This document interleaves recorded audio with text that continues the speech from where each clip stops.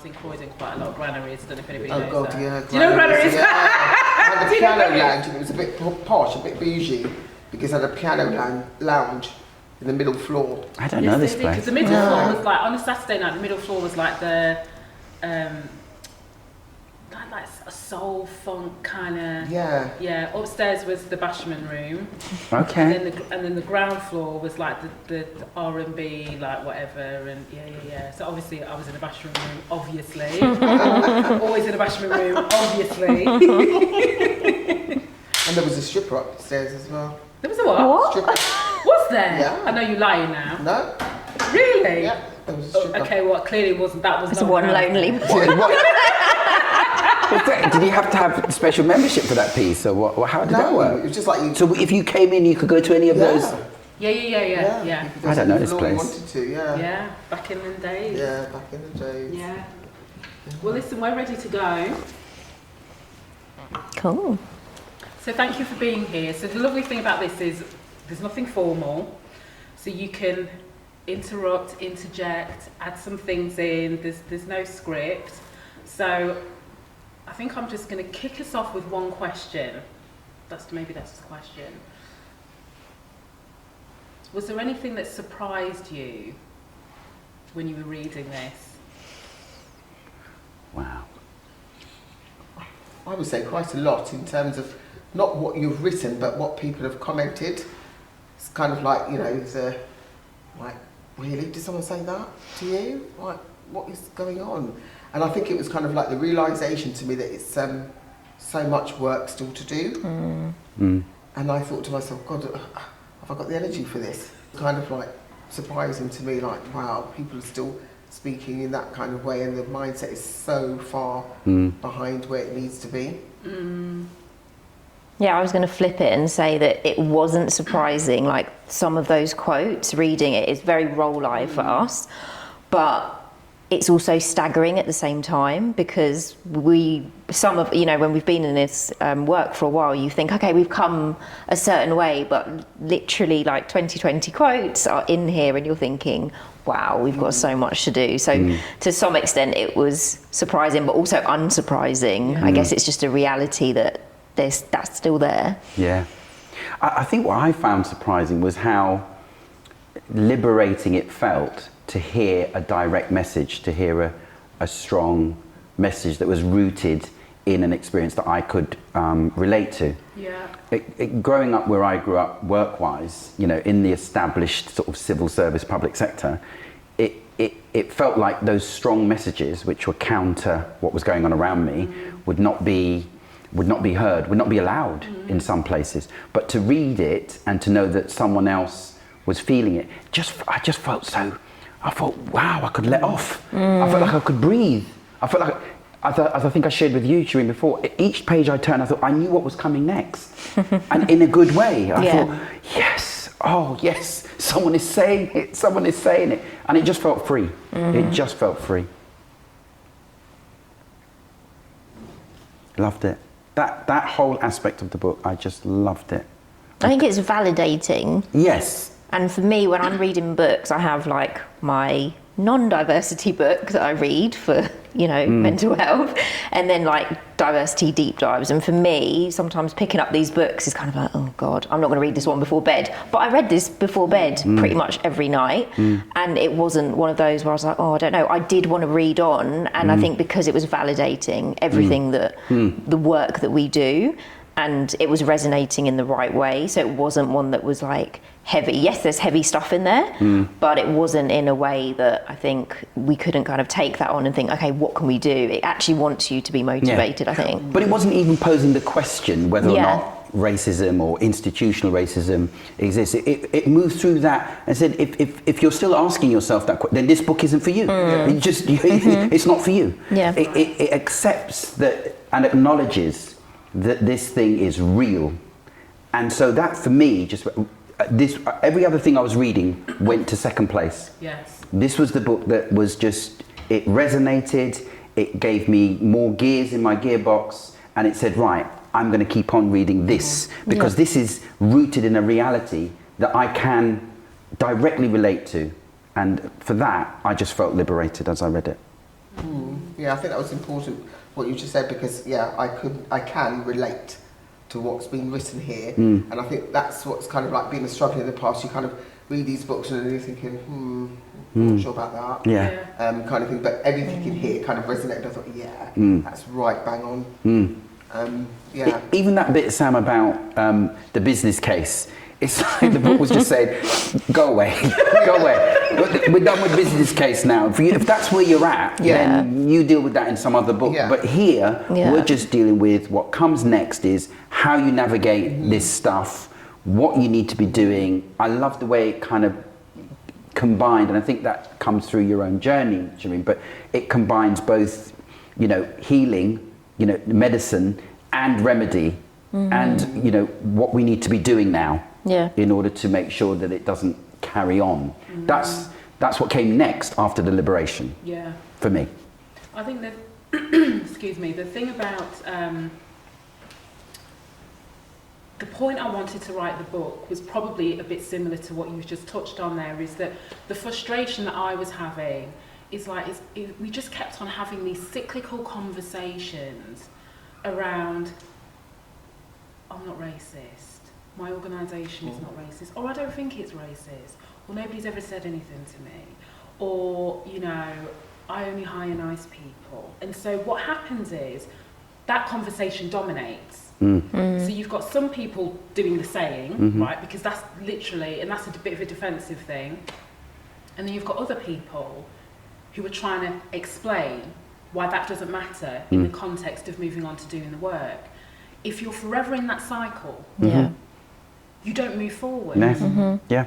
So I thought to myself, if I'm going to do a book, I'm not going to contribute to that, because that can be taken care of everywhere else. This is for people who are ready, in inverted commas, because nobody's really ready to do the work, but they're like, right, okay, cool, you don't need to patronise me anymore, because I get it. I don't like properly understand it, but I get there's more to this, and I'm ready to, therefore, you know?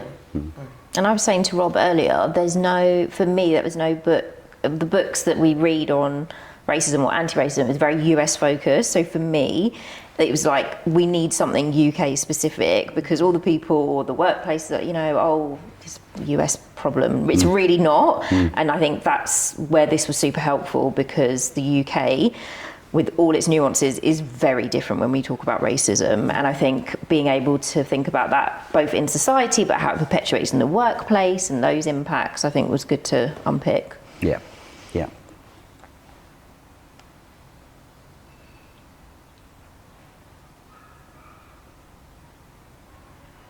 Was there anything when you were reading it that you thought to yourself, I don't know if these leaders are ready for this part of it yet, or I don't think they're ready for that part of it yet? I'm looking at you, Samantha. What are you going to say? Look, I mean, even my notebook sent him in a flurry. You know, it's kind of like, you know, it's a case of, we had like, okay, so I'm in HR, so, you know, we had a diversity person that was brought in, and she was basically told, you know, tell a lovely story and just water this down, because we just don't want to hear it. You know, and it was like, I was like, well, no, tell the truth, and we've got to do this. And so I'm fighting with my director to say, look, we've got to be doing something, we've got to be doing some real action, stop doing this kind of like getting everyone to do unconscious bias training and then ticking the box and saying, oh, all of us are not racist anymore, you know, or we've pulled one person up and made him a manager, so we're doing very well. So yeah, it's a constant battle. All of it is a constant battle where I am currently engaged, because they don't want to hear that. And it's, yeah, you've got to be a very strong person to be able to get that through. And I sometimes feel that I'm on my own doing it, because in HR, you know, it's either, you kind of get HR people that are either very with it or very just, well, managers don't want it, you know, we're only here for advice. You know, let's not rock the boat. Was that something that you were really aware of when you were reading this? Because you remember at the beginning you said, like, it's almost seeing how far people are behind when there's a perception, to your point, Leanna, that they're further forward. It's like, actually, do I want to get into this? I mean, in a professional context, obviously. Is that what was part of that? Yeah, it was. I mean, you know, we had these kind of like, we had Black History Month, and they bring out these old, dry pictures of, I don't even know who they are, and they put them up in the foyer, like the marble hall, and just say, oh, you know, and they send an email, everybody, we've got these fantastic pictures up, come and have a look in the marble hall. And I was like, well, who are these people? Where have you got these photos from? You know, why can't we talk to real black staff in the organisation? Why would we do that? And it is kind of, you know, I do feel it's kind of like, it's a conversation I need to keep on having, and it's a kind of like, I'm constantly having it with myself as well. So come on, Sam, you've got to get these people on board. You know, I've got one who's very good, and he's quite senior, and I am kind of encouraging him to have more actions, and I'm actually rewriting kind of like the focus for the directorate, which will help a lot. And this book is my complete Bible. I walk around with it, I'm just like, well, we need to be doing X, Y, and Z, and this is the 4-factor model, sorry. I found myself, Shereen, similar to that, Sam, I found myself using it as a bit of an MOT check for some people. I mean, when I started doing it, I'm using those words now, but at the time I thought, let me just test out this person. Because I read this book, literally a transition for me personally, moving from the public sector and as a civil servant into the consultancy space. So yes, it was always going to be in my utility belt, because it resonated, because it meant what it meant, because I felt I was in it. And I also found that with some of my white friends in senior places who were meeting with me regularly and were saying they wanted to do something about race equity in the workplace, I thought, well, let me test you out with this. Let me see how deep you really want to go, because I know that this book will challenge just by knowing you as a person. So let me see what you come back with. And I would, little things like I'd take a picture of a page and WhatsApp them with it and highlight it and whatever. And back to your first question about surprising, what I found was some people were coming back to ask further questions about aspects of the book that I at times felt qualified to answer, and other times felt, well, you're going to have to go on the journey. But it was a nice way, without me having to find the words or stumble on the words. Do the work. Read this, and then we can talk. I think the hard hitter for me is the board piece, because if we're being real, there's not many organisations that could, hand on heart, or even had these conversations, even post George Floyd, that have actually got board commitment for that. So I think for me, that's the one thing that, there's so many other pieces obviously around leadership, but I think having the board committed is huge, and I think that's where people have a lot of work to do. It's a massive amount of work, and I was very conscious of that, because it was almost, and I always remember, and particularly when I talk to like very senior HR people, because I always like to find my way to kind of hold up a mirror, and I say I do it with love, because you know I used to do this was my role when I used to be in corporate a few years ago now, and I always say, but when I started doing this work, the individuals that reached out to me weren't the HR people, it wasn't even the DEI people, it was the board teams, it was the CEO, it was the founder, it was the chief marketing officer, it was the chief financial officer. So there was something to me, and I haven't spoken about it specifically in the book, because it's a little bit of a, you kind of have to be in the environments to understand. But part of the issue that I recognised in this is that if we always talk about this subject based on what we perceive the comfort levels are of our client groups, for example, it's really hard for us to not do that through our own lens of comfort. So what was happening was the HR people going, oh no, I don't think my board is ready, and then I would get one individual who said, actually, I feel like we need to do more, but then they weren't reflective of their whole board. So you had one very passionate, well-intentioned, caring individual who would see themselves as an ally and would say, I want to be on the right side of it. And, you know, you see some of the quotes in the book, right? So they were very much in that space, but they were reticent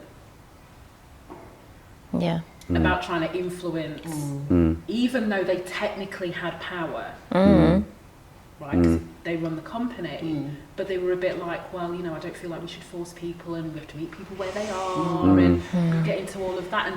And then in the sphere of everything going on, nobody was really talking about the conversation that needs to be had at what I would say the decision-making table. Because we were all talking about allyship over here. Yeah. We were talking about microaggressions over there. And in the nicest way possible, a lot of board teams couldn't care less. No. Right? Yeah. It's almost like they run out of steam. Yeah. They've kind of almost entered. I'm being critical now, but because it's also my experience, so it's real. They kind of are. They're okay at the recognizing and the analyzing stage, but the minute you get into the commitment thing, and don't even go to empowering, because that's the paradigm shift. When you start empowering people to have conversations that end with decisions about the way work is done going forward, that's the bit that they run out of steam. And you get things like, yeah, but not sure what to do. And even if some of them are being disingenuous, because they kind of know what it's led to, and they know what needs to come next, some of them, but some of them genuinely are just, they're tired now. You know, we've recognized that we're underrepresented at this level.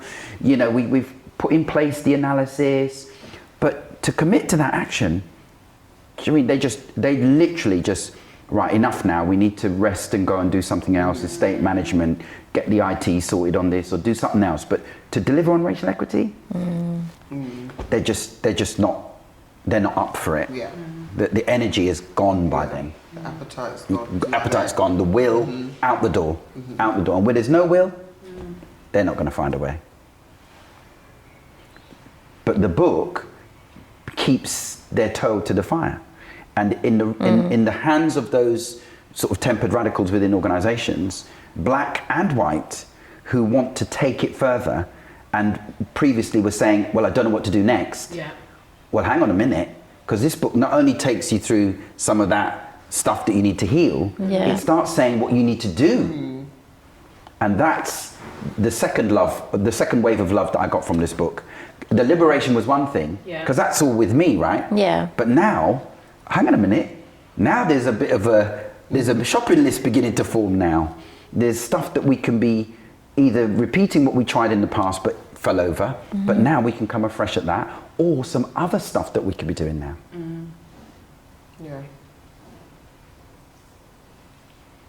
Does that board piece, is that the same for you, Leana?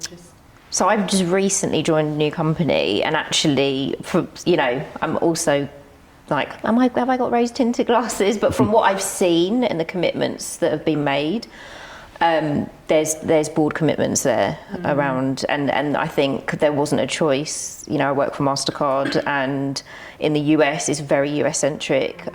They have a program called In Solidarity, which is specifically focused about racial equity.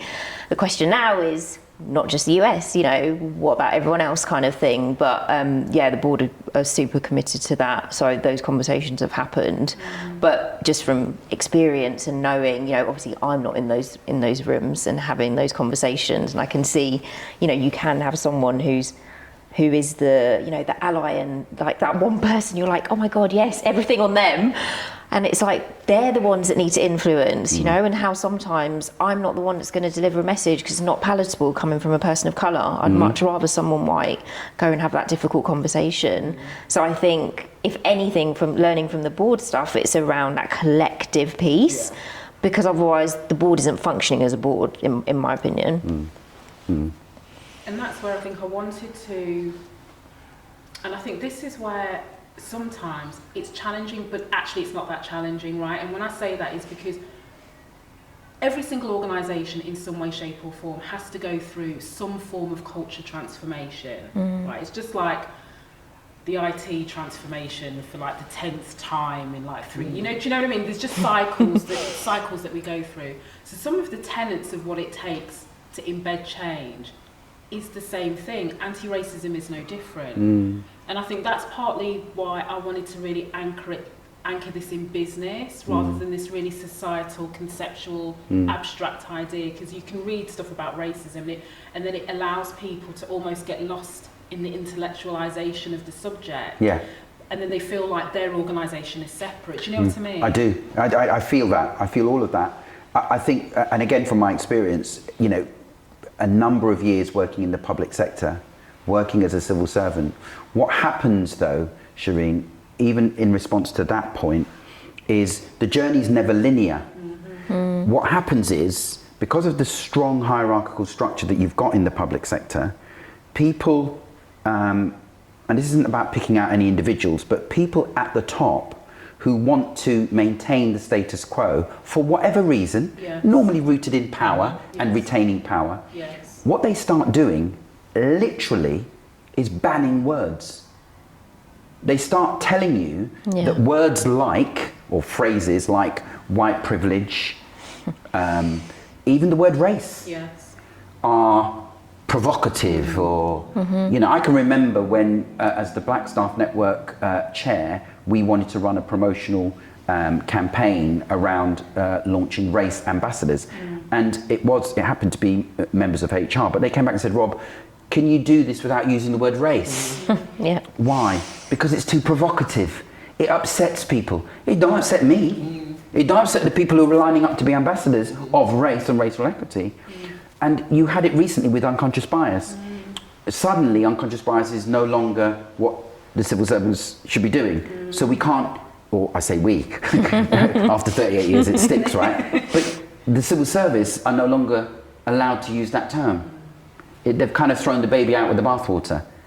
So suddenly, unconscious bias is not a thing. And what that does, in answer to your point, for the progressive leaders who want to be doing something in this space, who maybe have got a hold of your book and have said, I need to be doing more. I need to do I need to do the piece around commitment. I need to do the piece around empowerment. They want to do it, but I can't do any of that.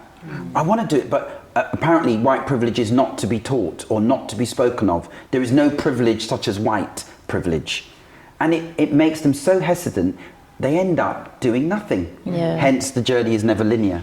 So the gains you made back here when you had a healthy discussion, albeit uncomfortable for some, but a progressive discussion about white privilege, it doesn't mean you haven't worked hard. It doesn't mean you don't deserve what you've got. It simply means that the colour of your skin was not making it any harder. It doesn't happen as a conversation. So all of those would-be white champions, the ones prepared to move out from beyond their lanyard and beyond, beyond the cup that says, you know, or the statement that says quality. I like cup. All of that, all of the performative. You ones who want to go beyond the performance of it. They suddenly saying, oh no, if I do this, I won't get put forward for that job, or I won't land that role, or I'll be out of the group of those people who are moving on and up. And that certainly was my experience. I've got names in my head of people who did that. Some who even came back and they on the download said, Rob, I'd like to back. I've had those conversations. Me too. It's the same experience. You know, it's I read an article and it was saying that, you know, you no longer need to be wary of, you know, the individual in hoods. It's the people in suits, and I find that quite true. And it's people, you know, the public sector does worship hierarchy. And absolutely, you know, they will make sure that they do whatever they can to get to that top. And if it means even, you know, just stepping on their own values, they'll do so. I've even seen it where well-meaning, active people of colour get a squeeze, they get a position, and then you meet them in the corridor and it's like they're, oh, do I know you? Who are you again? Is it Richard? Ronald? Oh, it's Rob. Hi, Rob. Really? That's always harder to take. Really? Okay then. Is that when you start saying, well, yes, sir? Hey, you know, remember who this is? What don't you forget? And all of that, because what happens is when they land that position, in order to retain that, and you know the Louis Vuitton that comes with that, the extra haircut each week, and suddenly the trappings of that position means I've got to now act a certain way because I've been allowed in. Yeah. And if I do this, I'm seen to favour people of my background. Oh, that happens all the time. Yes. Right. Hence, it's not linear. Mm.